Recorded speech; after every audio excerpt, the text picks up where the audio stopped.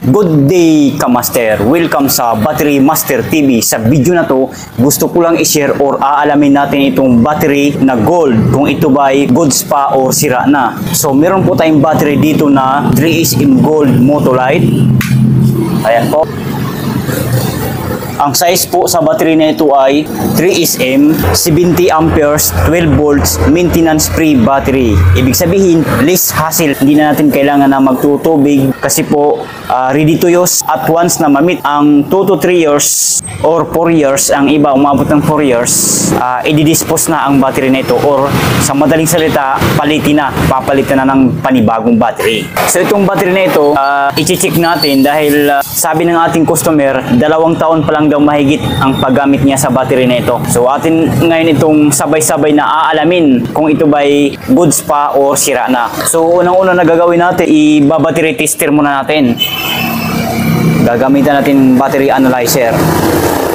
Kapit lang natin dito sa positive, yan, at dito sa negative. As you can see Kamaster, nakakuha tayo ng reading na 12.11 volts or 12.1 volts na lang po yan. So try nating i-battery tester, sisilipin natin yung kanyang CCE, cold cranking amperes. I-okay lang natin, regular flooded, CCE. So nakasit up na siya sa 600 amperes. So i-testing na lang natin. Ayan.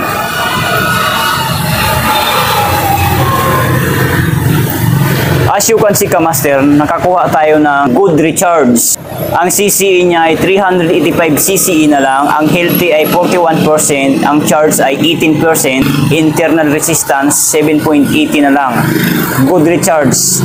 So, ayon dito sa ating battery analyzer, good recharge. So, ibig sabihin, good pa ang battery na ito, kulang lamang sa karga. Kailangan or need na i-charge sa battery charger.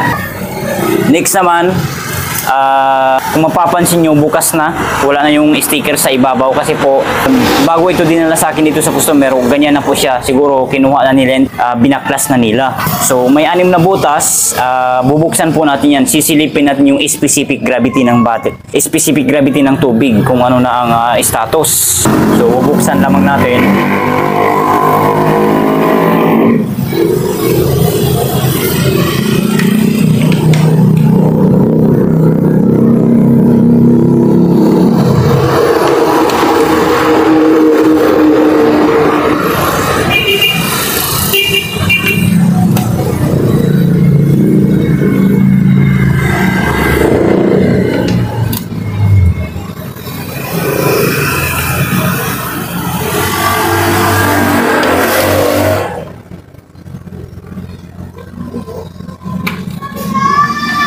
So ayan, bukas na po yan. Susukatin natin yung specific gravity ng battery.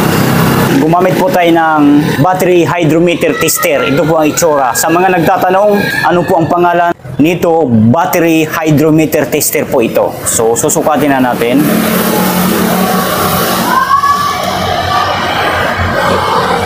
Unang butas, ang sukat ng tubig ay 1.175 which is tumapat sa kulay pula. So ibig sabihin, recharge po yan. Pangalawang butas, ang sukat ng tubig ay 1.175 which is tumapat pa rin sa kulay pula. So recharge pa rin ang ibig sabihin yan. Pangatlong butas tayo,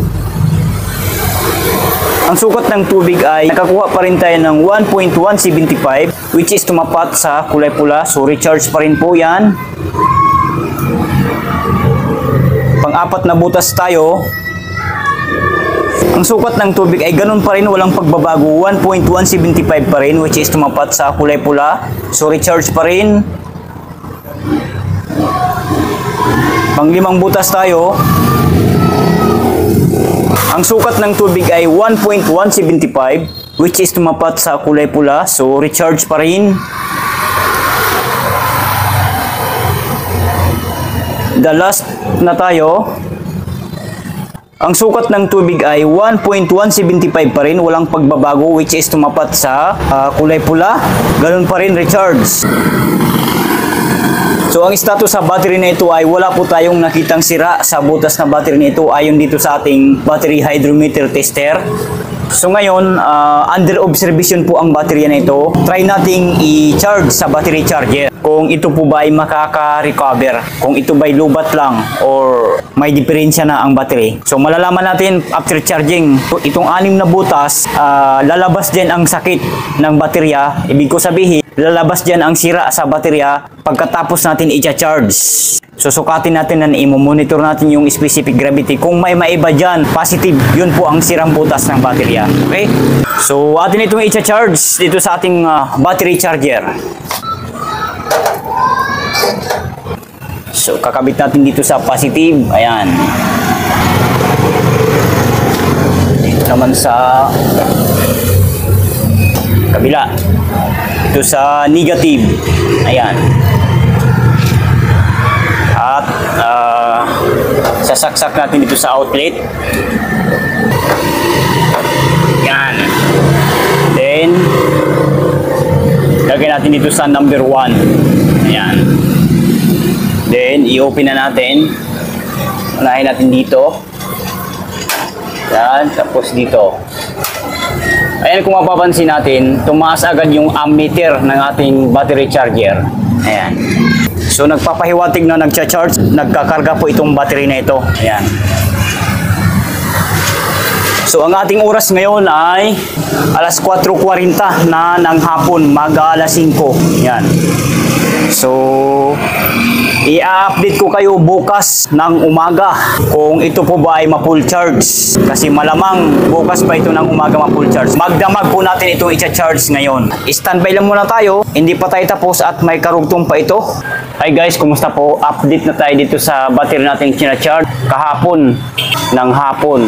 So ang ating oras ngayon ay alas 10:43 na ng umaga. Ayan. So, andito yung ating baterya, naka-charge pa rin until now, hanggang ngayon. So, atin na po itong sabay-sabay na aalamin kung ito po ba ay full charge na. So, i-off lang natin ito. Ayan. Ayan. Dito. Ayan, off. Tapos tanggalin natin dito. Yun. Tanggal na. Tapos dito. Ito naman sa positive at sa negative. Ayan. Iba-battery tester natin. Positive at sa negative. As you can see, Kamaster, ang reading sa voltahe ng battery nito ay 13.6 volts. So, paiba-iba siya, 13.5. Yan. So, next, susukatin natin yung specific gravity. Kung naluluto na ba, kung lutong-luto na ba.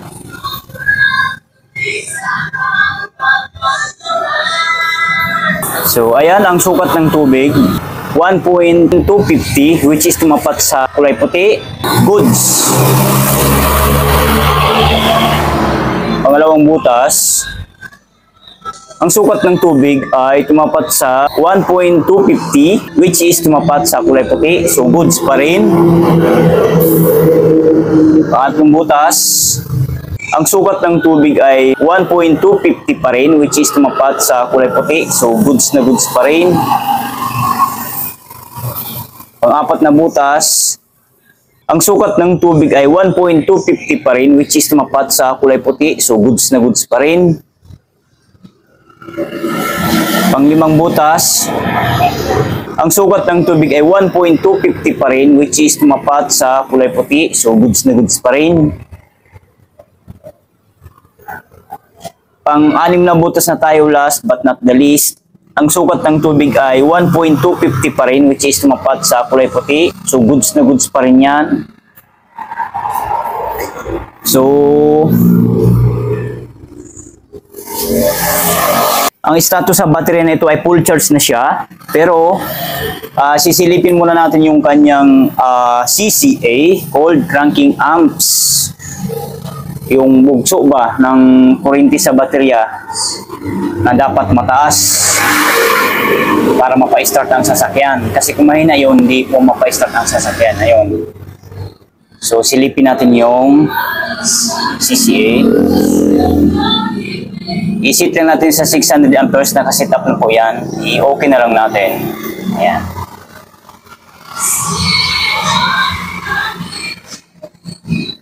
As you can see Kamaster, nakakuha tayo ng reading na good battery. Ang CCA niya ay 555 CCA, ang health niya ay 85%, charge ay 98%, internal resistance 5.37. So malakas pa ang baterya, goods pa siya, goods na goods, 555 CCA.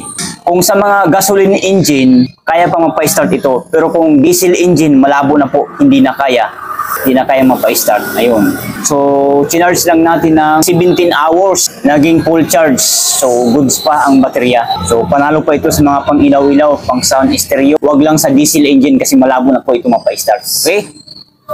So, kung may mga battery kayong ganito na luma na, 2 taon mahigit ginamit or 1 taon, idalhin nyo po sa mga battery shop, ipapacheck nyo po para malalaman natin. So, yun lang. Sana nakatulong sa inyo ang video na ito. Kung nakatulong ang ating video, please give me a thumbs up. Paki-subscribe na rin ng ating YouTube channel and paki-click ng all para ma-notify kayo kapag may new videos akong ina-upload.